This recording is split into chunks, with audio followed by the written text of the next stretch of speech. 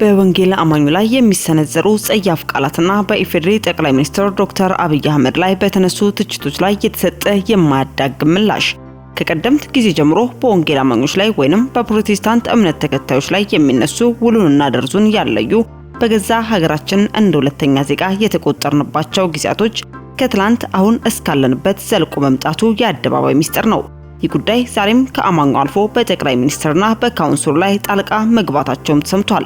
በዚህ ላይም የማያዳግም ምላሽም ተሰጥቷል። በዝርዝር ይዘንላችኋል፣ በቆይታችሁ ታደምጡታላችሁ። በሌላኛው መረጃችን ከሰሞኑ ድሃ ጥቁር ጉንዳን ነው ድሃ ጠል ሹፈት ተናግሯል በሚል ከፍተኛ ተቃውሞና ትችትን ያስተናገደው አገልጋይ ዮናታን አክሊሉ የተናገረውን ንግግርን ተከትሎ ይቅርታ ይጠይቃል ተብሎ ቢጠበቅም በድጋሚ አነጋጋሪ የሆነ ምላሽን ሰጥቷል። አገልጋይ ዮኒ አስቀድሞ የተናገረውና ህዝቡን ያሳዘነው ንግግሩ ምን ይሆን? አሁንስ የሰጠው ምላሽ ምን ይመስላል የሚለውን እንዲሁ በመረጃችን አካተን ይዘናል። በቆይታችሁ የምታደምጡት ይሆናል። በሌላኛው መረጃችን ዘማሪ ኤፍሬም አለሙ ምላሽን ሰጠ። ከሰሞኑ ማህበራዊ ሚዲያ ላይ በስፋት እየተዘዋወረ በሚገኘው ትልቅ በደል አድርሶብኛል ማስረጃም አለኝ በማለት ሲናፈስ በነበረው ጉዳይ ላይ ዘማሪ ኤፍሬም አለሙ ምላሽን ሰጥቷል። በዚህ ጉዳይ ላይም የዘማሪ ኤፍሬም ባለቤትም ምን አለች የሚለውንም በዝርዝር ይዘናል፣ ታደምጡታላችሁ። ህልሞና ኑሮ የሚገናኝበት በቪላ ቤት ዲዛይን የተሰሩ ውብና ማራኪ እይታ ያላቸው አፓርትመንቶቻችን ከ431 ሺህ ብር ቅድመ ክፍያ ጀምሮ ገዝተው መክፈል ባይችሉ እንኳን ትርፋማ ሆነው የሚሸጡበት አዲሱ ዲያስፖራ ብሎክ ለሽያጭ ተለቀቀ።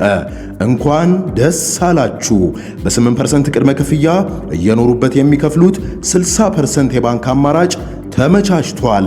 ምን ይሄ ብቻ! የቪአይፒ ቦታዎቻችን ኮምፓውንዱን ልዩና ተመራጭ ያደርጉታል። ቀድሞ ለተመዘገቡ 20 ሰዎች እንዲሁም በጋራ ለሚገዙ ቤተሰቦች ተጨማሪ ዳጎስ ያለ ቅናሽ ተደርጓል። በ090854 3454 ላይ በመደወል ቤቶን ይሸምቱ። ዴምሲ ሪል ስቴት። አስቀድመን ወደ ያዝንላችሁ መረጃችን ስናልፍ ዘማሪ ኤፍሬም አለሙ ምላሽ መስጠቱ ተሰምቷል። ከሰሞኑ በየማህበራዊ ሚዲያ ላይ በስፋት እየተዘዋወረ በሚገኘው ትልቅ በደል አድርሶብኛል ማስረጃም አለኝ በማለት ሲናፈስ በነበረው ጉዳይ ላይ ዘማሪ ኤፍሬም አለሙ በዛሬው ዕለት ምላሽ መስጠቱ ተደምጧል። ብዙዎች እጅግ ያሳፍራል፣ በወንጌል አማኝ መለያ የተለያዩ አገልጋዮች ወንጀል ሲሰሩና የተለያዩ እምነቱን የማይወክሉ እንቅስቃሴዎች ስንመለከት ልብን ይሰብራል። አንዲት ሴትም በሃይማኖት ሽፋን ትልቅ በደል አድርሶብኛል ማስረጃ አለኝ እንዳልናገር ለዮቴ እሰጋለሁ በማለት በተናገረችው ጉዳይ ላይም ዘማሪ ኤፍሬም አለሙ ምላሽ መስጠቱን ተመልክተናል። በንግግሩም እንደገለጸው ከሆነ ሰሞኑን በብዙ ሚዲያ የኔን ስምና ማንነት የማይወክል ጉዳይ ሲዘዋወር ደሞም ወዳጆቼ በማጋራታቸው ለማየት ችያለሁ። ሆኖም ግን ከእውነት የራቀ በመሆኑ ስለኔ አገልግሎት እናም ህይወት ቅዱሳን ልባቸው እንዲያወርድ በማሰብ ነው ይህን ጉዳይ ወደ ሚዲያ ያመጣሁት። በዚህ ጉዳይ ከተነሱት ውስጥም የተወሰነውን ለማንሳት አንደኛ እኔን የሚወክል ምንም አይነት የዝማሬ ስልጠና በነበሩኝ አገልግሎት ዘመን ኖሮም አያውቅም። ከዚህ በመቀጠልም የራሴ ትዳር ብሎም የአንድ ልጅ አባት እንደሆንኩ ለማሳወቅም እወዳለሁ። በመጨረሻም የእነዚህ ግለሰቦች ማንነትና አድራሻ የኔ በሆኑ ሰዎች እያጣራው ስለሆነ እነሱ ሰዎች በተገኙበት ሰዓትም ስም በማጥፋት ወንጀል ለህግ የማቀርባቸው ይሆናል። ይህንን ጽሑፍ ለሚደርሳችሁ ሁሉ ሼር በማድረግ ለብዙዎች እንዲደርስ አድርጉልኝ በማለትም መልእክቱን አድርሱልኝ ሲል በፌስቡክ ገጹ ላይ ማጋራቱን ተመልክተናል። በዙሪያ ላይም ታዲያ ብዙዎች የዘማሪ ኤፍሬም ባለቤትም ኢቭ ምላሽ እንደሰጠች አድርገው የሐሰት መረጃን እያስተላለፉ መሆኑን የተመለከትን ሲሆን የዘማሪ ኤፍሬም ባለቤት በዙሪያ ላይ ምላሽ እንዳልሰጠችም ልናጋራችሁ ወደድን። በወንጌል አማኙ ላይ የሚሰነዘሩ ጸያፍ ቃላትና በኢፌዴሪ ጠቅላይ ሚኒስትር ዶክተር አብይ አህመድ ላይ በተነሱ ትችቶች ላይም የተሰጠ የማያዳግም ምላሽ። ከቀደምት ጊዜያት ጀምሮ በወንጌል አማኞች ላይ ወይንም በፕሮቴስታንት እምነት ተከታዮች ላይ የሚነሱ ውሉና ደርዙን ያለዩ በገዛ ሀገራችን እንደ ሁለተኛ ዜጋ የተቆጠርንባቸው ጊዜያቶች ከትላንት አሁን እስካለንበት ድረስ ዘልቆ መምጣቱ የአደባባይ ሀቅ ነው። ይህ ጉዳይ ታዲያ ዛሬም ከአማኙ አልፎ በጠቅላይ ሚኒስትርና በካውንስሉ ላይም ጣልቃ መግባታቸውም ተሰምቷል። ጉዳዩም እንዲህም ነው። ካውንስሉን በእጁ አስገባ በማለትም በማህበራዊ ትስስር ገጽ ላይ የምናውቀው ጋዜጠኛ መሳይ መኮንን መናገሩን ተመልክተናል። ጴንጤን ለድብድብ ለተቃውሞ አግዙኝ አይባልም። 4 ኪሎ እንደገባ የፕሮቴስታንት ህብረት ካውንስሉን በእጁ አስገባ። ትንሽ ቆይቶ የኢትዮጵያ እስልምና ጉዳዮች ምክር ቤትም በቁጥጥር ስር አደረገ። የቀረችው ቤተክርስቲያን ነበረች በማለትም ጋዜጠኛ መሳይ መኮንን የወንጌል አማኙን በመኮንንና የኢፌዴሪ ጠቅላይ ሚኒስትር ዶክተር አብይ አህመድን መኮንኑን ተከትሎ ስም ስለተጠራ እኛ እንደ አማኝ ወይንም እንደ አንድ ፕሮቴስታንት ጋዜጠኛ መሳይ መኮንን የተባለው ባነሳው ነገር የተወሰነ ለማለት ወደድን። በዋናነት የወንጌል አማኙ ለየትኛውም ጉዳይ መሰረቱ ወንጌል ነውና ከወንጌል የሚቃረን የትኛውንም ያግዙን የጸብ ጥሪ አይመለከተውም። ካውንስሉን በተመለከተም በጠቅላይ ሚኒስትሩ እየመሩት ነው ብሎ ማሰብ ሲበዛ የወደቀ ውሃ ማያነሳም ሐሳብ ነው። ከሰውየው ጋር ምንም የተነካካ ነገር እንዳልነበር እንደሌለም እርግጠኞችም ነን። ስብሰባ ሊጠራቸው ከመሪዎች ጋር ሊወያይ ግን ዛሬም ነገም እንደ አንድ የአገር መሪ ሌሎችንም እንደሚሰበስበው እንዲሁም ይችላል። ሌላው አስገራሚው የጋዜጠኛ መሳይ መኮንን ከዓመታት በፊት በቤተ መንግስት ጭምር ከሌሎች ወዳጆቹ ጋር ተገኝቶ ስለ ጠቅላይ ሚኒስትር መናገር እስከማይችል አንደኛው በእግራቸው ላይ ሲወድቅ ሲያመሰግናቸው ያየነው የቅርብ ጊዜ ታሪክ ነው። ታዲያ ዛሬ ላይ ምነው የመሪ አካሄድ ለግል ፍላጎትም ሆነ ለሌላው አልተመቸም በሚል የፈለኩት አልሆነም ተብሎ ሲቀር አማኙንም ሆነ ሌላውን ማህበረሰብ ለጸብ መጥራት ራስን ግምት ውስጥ የሚከት አይሆንምን? ፍቅርን ስታስተናግድ ያልጠራኸው የጸብ መንፈስ ስታስተናግድ መጥራት ጦርነት አግዙኝ ማለት ከንቱ ልፋት አይሆንም? ደግሞ ስንት ጊዜ የአማኙን ጉዳይ ሲሆን ዶክመንተሪ እየሰራችሁ በክርስትናው ላይ ስትዘባበቱበት የነበረው ጴንጤ ዛሬ ላይ ደርሶ ለድብድብ ለተቃውሞ አግዙኝ ብሎ መጥራት ትዝብት ላይ የሚጥልስ ሳይሆንም እጅግም ያሳፍራል። ሌላው ዋና ነገር ደግሞ የኦርቶዶክስ ቤተክርስቲያን በባለፈው ስርዓት ወያኔ የሾማቸው መሪ ገለመኔ እየተባለ ከዳር ዳር ሲጮህ እንደነበር አይዘነጋም። ዛሬም የቀጠለው ጠቅላይ ሚኒስትሩ የሾማቸው ግዟቸው ምናምን የሚሉ አሉባልታም ዛሬም ሳይሆን ትላንትም በዛኛው ስርዓት የተለመዱ አሉባልታ ነውና ለዘመናት በተለመደው ህዝብን የማደናገሪያ በሃይማኖት ሽፋን የሚደረግ የህፃን ጨዋታ ለመላቀቅ ብትችሉ ጥሩ ነው እያለን በዋናነት ለመግለጽ ስለፈለግነው ነገር እንበል። መልእክታችንን ለማጠቃለል ያክል የአማኙን ማህበረሰብ በአገሪቱ ጠቅላይ ሚኒስትር ላይ ቅሬታ የፖለቲካ ጣልቃ ገብነትም ሆነ ሌላ ሳይኖር በነጻነት አምልኮን ሃይማኖታዊ ስርዓቱን ለጌታ ምስጋናውን የቀጠለ መሆኑን እንደውም ለጠቅላይ ሚኒስትሩ አብይ አህመድም እየሰሩ ስላሉት ድንቅ መልካም ነገርም ለቀጣይ ትውልድ ጭምር ዛሬ እያደረጉ ስላለው ትልቅ ስራም በጸሎት ከጎናቸው መሆኑን ጭምር ለማረጋገጥም እንወዳለን። አስከትለን ወደ ያዝነላችሁ መረጃችን ስናልፍ እኔም እናንተም ዮኒን የምንወደው የምናከብረው ወደን ሳይሆን አክባሪው ስላከበረው ነው። ኢትዮጵያን መምራት 1 ሚሊዮን ጉንዳን ተሸክሞ መሄድ ነው እንጂ ትርፍ አይደለም። ሀብታም ቁሶ አይቀየም። ደሃ ጥቁር ጉንዳን ከያዘ አይለቅም፣ ከለቀቀም እሾኩን እዛው ትቶ ነው የሚነቅ። ሰው ያለ ምክንያት ደሃ አይሆንም። ብራዘር፣ ሰው ያለ ምክንያት ደሃ አይሆንም። እነግርሃለሁ፣ ሁላችንም ራቁታችን የመጣን ሰው ያለ ምክንያት ደሃ አይሆንም። የሆነ ጉዳይ አለ ወይ አመሉ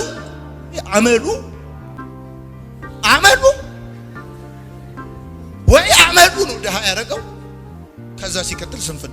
የአዲስ ኪዳን ካህናት ቤተክርስቲያንና የመልካም ወጣት ፕሮጀክት ባለራዕይ የሆነው አገልጋይ ዮናታን አክሊሉ እጅግ ከሚወደዱና በወጣቱ ዘንድም ሰፊ ተቀባይነትና አክብሮትን ካተረፉ አገልጋዮች መካከል አንዱ ሲሆን በመልካም ወጣት ፕሮጀክት ላይም በሚያስተምራቸው ህይወት ለዋጭ ትምህርቶችም በርካቶችን ከሱስ መንደር አውጥቶ ለቤተሰብም ለሀገርም ውለታን የዋለ ወጣቱን የእግዚአብሔር ጦር ዕቃ እንዲሆንም በእግዚአብሔር ቃል የገሰጸና የመከረ እንደሆነ የአደባባይ ሀቅ ነው።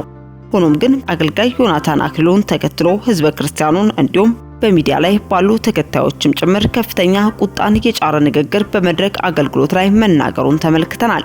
አገልጋይ ዮናታን አክሊሉም በቤተክርስቲያን መድረክ ላይ በመሆንም ደሃ ጥቁር ጉንዳን ነው፣ ከያዘ አይለቅም፣ ከለቀቀም እሹሁን እዛው ትቶ ነው የሚሄደው። ሰው ያለ ምክንያት ደሃ አይሆንም። ብራዘር፣ ሁላችንም ራቆታችንን የመጣ ነው።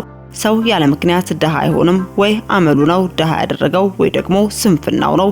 ቶሙካ ለመግባት ማንንም አይቀድምም። ቃተኛ ለመዞር ማንንም አይቀድምም። ከተማው ላይ መጋኛ የመታው ውሻ ይመስል ለመዞር ማንንም አይቀድምም። ከዛ ህይወት ላይ ጉራ ብቻ በማለትም የተናገረው ንግግር በማህበራዊ ትስስር ላይ በሰፊው ሲዘዋወር የተመለከትን ሲሆን በዚህ ንግግሩ ላይም በርካቶች ተቃውሞቻቸውን ሰንዝረውም ተመልክተናል። ያለ ድካም የሚገኝ ሀብት ከውስኪ ይልቅ አስካሪ ነው፣ ከጋንጃ ይልቅ አደንዛዥ ነው እንዲያሉም በርካታ ነቀፌታዎችን ያስተናገደው አገልጋይ ዮናታን አክሊሉ በዚህ ንግግሩ ቅሬታ ለተሰማቸው ህዝቦችም ይቅርታ ይጠይቃል ተብሎ ሲጠበቅም ብሳሳት ኖሮ ይቅርታ እጠይቃለሁ፣ ይህ ግን በፍጹም ከትምህርቱ ውጪ ነው በማለትም ምላሽ መስጠቱን ተመልክተናል። በምላሹ እንዳለውም ከሆነ ራሴን ነው ጥቁር ጉንዳን ያልኩት። ይህ ነገር ተቆርጦ የወጣ ቪዲዮ ስለ ራሴ ህይወት እንጂ እኔ ድሃ ንቄም አይደለም። እኔ የድሃ ልጅ ነኝ። ኪሻ ላይ ነው ያደግኩት። በየዓመቱ እኔ ላይ ዘመቻ እየተካሄደ ይገኛል። አሁን ይህ ጉዳይ የማብራራው ለሚወዱኝና ለሚያከብሩኝ በእኔ ትምህርት ለተማሩ ነው። ይህ ጉዳይ ከኔ ከቤተሰቦቼ ተነስቼ ሁሉም አሜሪካ ስለሆኑ በፊት ልጅ እያለሁ ለምን ገንዘብ አይልኩልኝም እያልኩኝ ራሴን ድህነት ድሃ ጉንዳን ነው ያልኩትም ራሴን ነው። የአባቴ ዘመዶች አጎቶቼ ልክ እንደ ጉንዳን ጠምዝዤ ስለያስኳቸው ነው። የሚገርመው ደግሞ ቪዲዮም አመት አልፎታል። እንዲሁም የ40 ደቂቃ ቪዲዮም ነው። እኔ በፍጹም በኢኮኖሚ ደረጃ በዝቅተኛ ደረጃ ያለው ኢትዮጵያን ክብር ለመንካት ብዬ አይደለም። ሙሉ ትምህርቱን ብትሰሙት በጣም ደስ ይለኛል። 230 ሺህ ተመልካች ነበረው ቪዲዮ። ይህን ቆርጠው አውጥተውት እንጂ በፍጹም የድሃ ልጅ ድሃ ሆኜ የምንቅሰው አይደለሁም። ሚዛናዊ ሆናችሁ ለምትሰሙኝ በሙሉ እኔ ብሳሳት ኖሮ ይቅርታ እጠይቃለሁ። ነገር ግን ይህ በፍጹም ከትምህርቱ ውጪ ሞቷል። እኔ ዋና ሐሳቤ ስራ ስሩ፣ ስንፍና መጥፎ ነው፣ በዘመዶቻችሁ አትመኩ ነበር። እንዲሁም ቲሽ የሚለው ቃል ከሌላ ቪዲዮ አምጥተው ነው ቀጥለው ቪዲዮ የሚሰሩት። እኔ በፍጹም እንዲያነሳው አይደለሁም። ቪዲዮን ያቀናበርከው ልጅ ግን ተሳክቶልሃልም አልተሳካልህም። እኔን ለሚጠሉኝ ሰዎች ጥላቻቸውን ጨመርክ እንጂ እኔን ምንም አላረከኝም። ሁላችሁም ሚዛናዊ የሆናችሁ ኢትዮጵያን በሙሉ ቪዲዮን እንድታዩት በትህትና እናገራለሁ። ራሴን ነው ጥቁር ጉንዳን ያልኩት በማለትም አገልጋይ ዮናታን አክሊሉ ምላሽን የሰጠ ሲሆን ሙሉ መልእክቱንም ከአንደበቱ እንድታደምጡት ጋበዝን። ዛሬ ይህንን ሐሳብ ለመናገር ከራሴ ጋር በጣም ብዙ ተነጋግሬያለሁ። እሱም ነገር ምንድነው?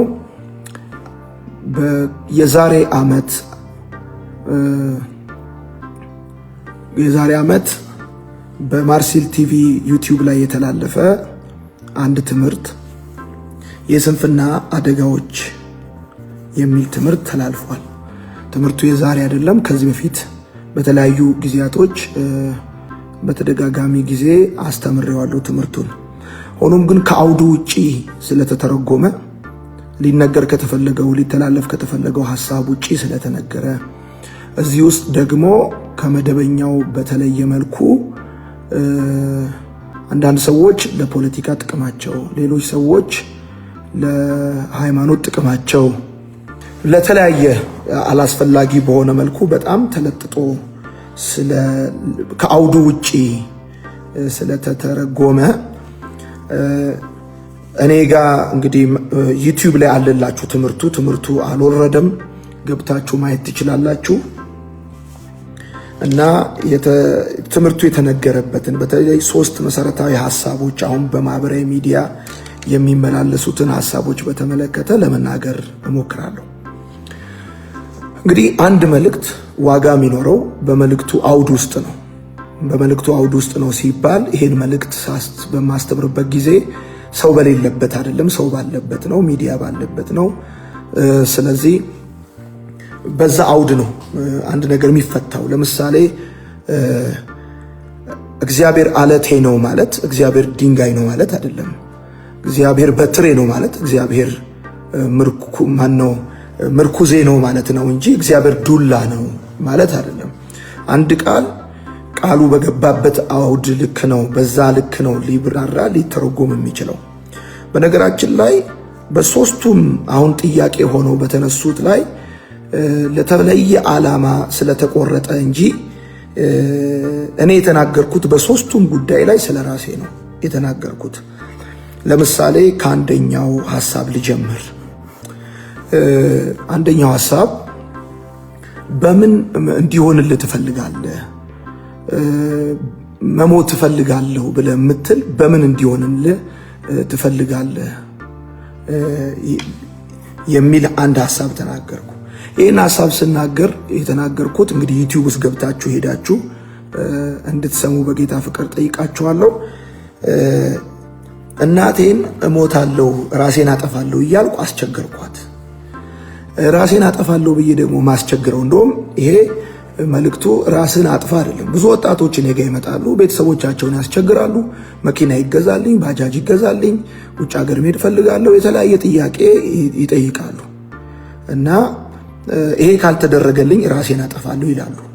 ለዛውም እኔ ብዬ ነው የተናገርኩት። በሶስቱም ቦታ ላይ መልእክቱ ስለ ራሴ ነው የተናገርኩት። የተቆረጠበትን ቦታ እንዴት ተቆረጠ፣ ለምን ተቆረጠ፣ ዓላማው ምንድነው ይታወቃል። ወደዛ ከመምጣቴ በፊት ግን አንድ ጊዜ እናቴን አልኩኝ ራሴን አጠፋለሁ ብዬ አልኳት። በጣም ስለታከታት ስለተቸገረችብኝ በምን እንዲሆንልህ ትፈልጋለህ አለችኝ። ራስን ማጥፋት ከፈለክ በምን እንዲሆንልህ ትፈልጋለህ አለችኝ ብዬ አልኩኝና ማስተምረው ወጣቶቹ ነው ጀስት ላይክ ፈንም እኔ እናቴ እኔን ያለችኝን እዛ ጋር ብዬ እንደውም አንድ ልጅ እንዲሁ ኤክስ የሚባል ልጅ ራሴን ላጥፋ እያልክ የምታስቸግር ልጅ አለ በምን ይሆንልህ ብዬ አልኩኝ። መልእክቱ ሐሳቡ ራስን አጥፋ አይደለም። ለምን ራሱን ያጠፋል? እዛ ቆመን እኮ የምንለፋው የምንታገለው የምናገለግለው ራሱን እንዲያጠፋ አይደለም፣ እንዲመለስ ነው። ከስተቱ ቤተሰቡን ከማስቸገሩ ማለት ነው። መልካም ወጣት ግቢ ልጆቻቸውን ይዘው መጥተው በልጆቻቸው የሚደበደቡ እናቶች አጋጥሞኝ ያውቃል። በብዙ የሚያለቅሱ የሚጨነቁ አጋጥሞኝ ያውቃል። እና ከዚህ አንጻር የተናገርኩት ስለ ራሴ ነው። ከናቴ ተነስቼ ሙሉ መልእክቱን ገብታችሁ ስሙ። ከናቴ ተነስቼ እናቴ እንደዚህ አለችኝ ብዬ ስለ ራሴ ተናገርኩ። ተመልሼ እመጣለሁ ወደዚህ ሐሳብ። ከዛም ሲቀጥል ደግሞ ስለ አባቴ ተናገርኩኝ። አንድ ጊዜ ሐዋሳ አባቴ ጋር ክረምት ሄድኩኝና አባቴ ወደ ቤት ይዞኝ እየሄደ እያለ በእግር ወክ እያደረግን እያለ አልኩኝ ሳይክል ወድቆ ባገኝ፣ ሳይክል እንዲገዛልኝ የፈለግኩት ሳይክል ወድቆ ባገኝ ብዬ አልኩት። በዚህ ጊዜ ትሽ ለቃቃሚ ብሎ አለኝ። ከዛ በኋላ እንዴት ነው አንድ ወጣት ልጅ ሳይሰራ እንዲሁ ከመሬት በቅሎ አንድ ነገር አገኛለሁ ብሎ ኤክስፔክት ማድረግ የለበትም ብሎ አባቴ እኔን ተቆጣኝ። ትሽ የሚለውን ቃል የተናገርኩት እንደውም አባቴ እኔን ያለኝን ነው እንጂ ይሄን ሐሳብ ከአንዱ ቦታ ቆርጠው ወደ ሌላ ቦታ ወሰዱት። ይሄ ጉዳይ በጣም እየከነከናችሁ እየረበሻችሁ ያለ ሰዎች ስላላችሁ ነው። ይሄን ስለምትወዱኝ ሰዎች ነው ማወራው። ሁልጊዜ ውድቀቴን፣ ጥፋቴን ወይም ደግሞ እኔን ማጣጣል ወይም ደግሞ በተቻለ መጠን ስህተቴን ለማስተጋባት ለምትፈልጉ ሰዎች ስለናንተ ምንም አልጨነቅም። ግን በቅን አይምሮ በንጹህ ልብና መንፈስ ስለምትሰሙኝ የኢትዮጵያ ልጆች ስለናንተ እጨነቃለሁ። ብጨነቅም ደግሞ ትክክል ነው እና ቲሽ የሚለው ቃል አባቴ እኔን ያለኝን ነው እንጂ የተናገርኩት መልእክቱን ለምን ገብታችሁ አሰሙትም? 217,000 ሰው አይቶታል። 217,000 ሰው አይቶታል። ከዛ መቀነስ ማጥፋት አንችልም። የመልእክቱ የትምህርቱ ዋና ዓላማ ስራ ስሩ ነው። ሳታጠኑ እርሳሳችሁ ላይ እንዲጸለይላችሁ ይዛችሁ አትምጡ ነው። በአንድ በኩል የብልጽግና ወንጌል ሰባኪ ነው ይሉኛል። እኔ ከየት አምጥተው እንደሚሉኝ እግዚአብሔር ነው የሚያውቀው። ነገር ግን ስራ ስሩ ነው ያልኩት። ስራ ስሩ። ሳትሰሩ እግዚአብሔር አይባርካችሁ። ስንፍና ትክክል አይደለም አልኩ። አሁን በደንብ አድርጋችሁ ስሙኝ። ሶስቱንም ቪዲዮ ዩቲዩብ ውስጥ ገብታችሁ በደንብ አድርጋችሁ ስሙ። ማነው ሶስቱንም ጥያቄዎች ማለት ነው። አንደኛው መሞት ትፈልጋለህ በምን ይሁንልህ ያለችኝ እኔን ነው። እናቴ እኔን ያለችኝ እኔን ያለችኝን ነገር ነው ወደ ልጆቹ አምጥቼ ወደ ወጣቶቹ አምጥቼ መኪና ይገዛልኝ ብለህ ቤተሰብን አታስጨንቅ። ራሴን አጠፋለሁ መኪና ካልገዛችሁልኝ አትበል። እንደውም ስለ መኪና ሁሉ ተናግሬያለሁ። መኪና ይገዛልኝ ብለህ ቤተሰብን አታስጨንቅ። አስተማሪ እኔ በነገራችን ላይ እናቴም አባቴም አስተማሪዎች ናቸው። ያደግኩት በሀብታም ቤተሰብ ውስጥ አይደለም። ድህነትን ጠንቅቄ የማቅ ሰው ነኝ። ስለ ድሃ ጤነኛ አስተሳሰብና መልካም አመለካከት እንዲኖረኝ ክርስቲያን መሆን አይጠበቅብኝም። የተማርኩት ትምህርት 12ኛ ክፍል ጨርሼ ዩኒቨርሲቲ የጨረስኩ ሰው ነኝ። የተማርኩት ትምህርት ሰብአዊነቴ በዚህ ዘመን እንዳለ ሰው ስለ አንድ ሰው ያለኝ ግንዛቤ ማጣቱም ላይ ማግኘቱም ላይ የሚመሰረት አይደለም።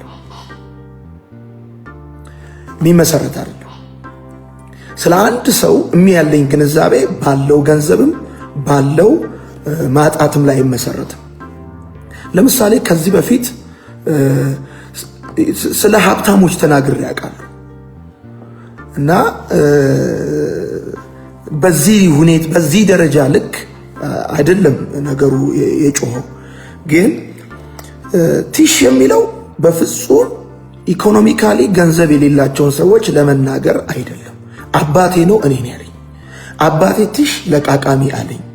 የሌለ ያልሰራ ከመሬት ተነስተ አንድ ነገር እንዲኖርህ ለምን ትፈልጋለህ ብሎ ተቆጣኝ። እንዲህ ብሎ ሰደበኝ፣ እንዲህ ብሎ ተናገረኝ። ከወጣቶች ጋር ሳወራ በነፃነት አወራለሁ። ከወጣቶች ጋር ሳወራ ሳልጠነቀቅ አወራለሁ። ምክንያቱም በነሱ አውድ፣ በነሱ ሁኔታ፣ በነሱ መንፈስና መንገድ ስለማወራ በነፃነት አወራለሁ። አንዱ ጉዳይ እሱ ነው። ሁለተኛው በምን ይሁንልህ እኔ ማንንም ሞት አልፈልግም።